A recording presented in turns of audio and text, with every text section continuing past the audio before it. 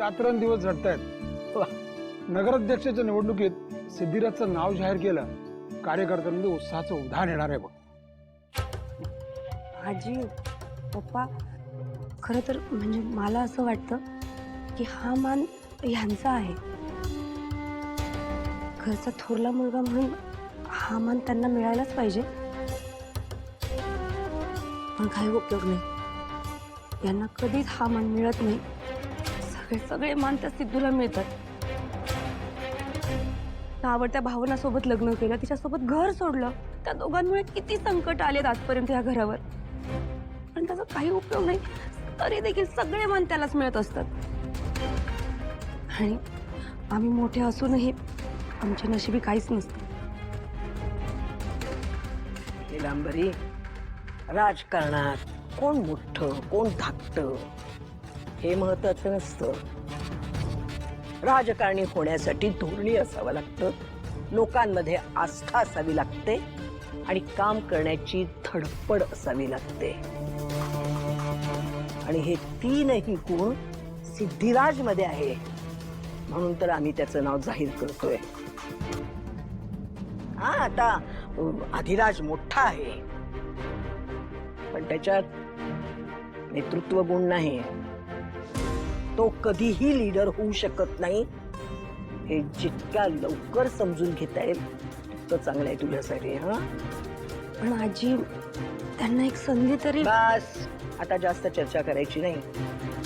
तुझ्यापेक्षा 4 पावसाळे मी जास्त बघितले। कुणाला उभं करायचं, कुणाचं नाव जाहीर करायचं, कोण चांगला कोण वाईट हे मला चांगलं कळतंय।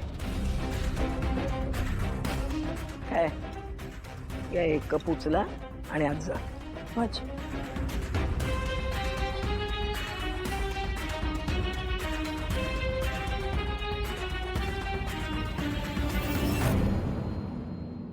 आई, तू निलांबरीला उत्तर दिलंस खरं, पण तिचं बोलणं अगदीच खोटं नाहीये। आपण अधिराजला डावलतोय। अगं मला सांग, आपल्या नवऱ्याला संधी मिळावी असं कोणत्याही बायकोला वाटेल ना? काय संपत, ही जे काय बोलून गेली त्याचा खरंच विचार करतोस तू? अरे ए, नेमकं काय तुझ्या मनात? वाणी, हो ना, मला खरं खरं सांगा, कसं वाटतंय तुला? बरं वाटतंय का?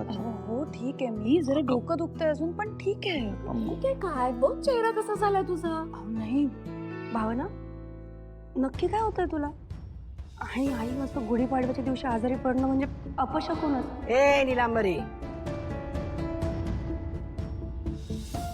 काय ग? ए, कोणी सांगून आजारी पडत नसतं। नको त्या गोष्टी शकून अपशकून शोधत बसू नको, समजलं?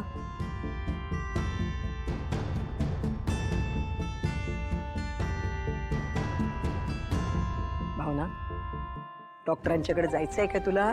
नाही नको, मी सकाळी गोळी घेतलीये, थोड्या वेळात बरं वाटेल मला।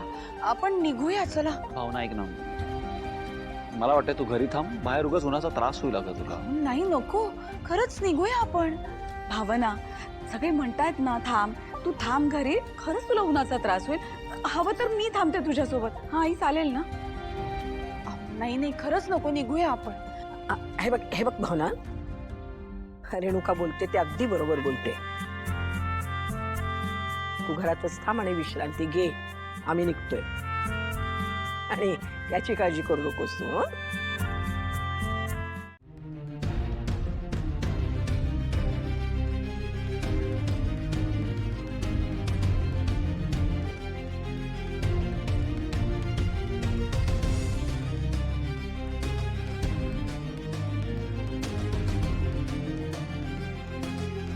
संपत, नीट विचार करून जे काही बोलायचंय ते बोल देवीसोबत। सासवडचं आणि जनसेवा पक्षाचा भलं जो करेल त्यालाच ही उमेदवारी आणि हे नगराध्यक्ष पद मिळू दे। नगराध्यक्ष पदासाठी सिद्धूशिवाय दुसरा उमेदवारच असू शकत नाही। पप्पांना त्याचंच नाव घेऊ दे। आज जर पप्पांनी माझ्या नवऱ्याला उमेदवारी दिली नाही तर मी ती दुसऱ्या कोणालाही मिळू देणार नाही आणि याची पूर्ण सोय करून ठेवली आहे. देवा मला यश दे. निलांबरी प्रसाद घरी नेऊन वाढ.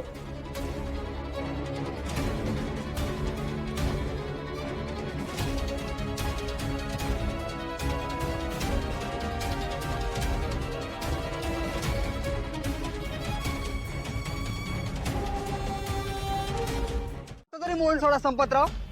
मिळतील सगळ्या प्रश्नांची उत्तरं मिळतील. आताच आम्ही आमच्या जनसेवा पक्षातर्फे जो उमेदवार निवडणूक लढवणार आहे त्याच्या नावाचा मंदिरात नारळ फोडलाय.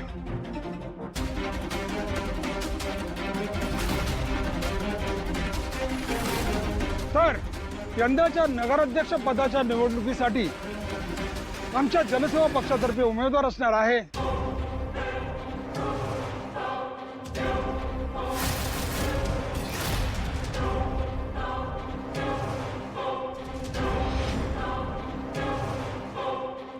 सिद्धिराज संपतराव गाडे पाटील.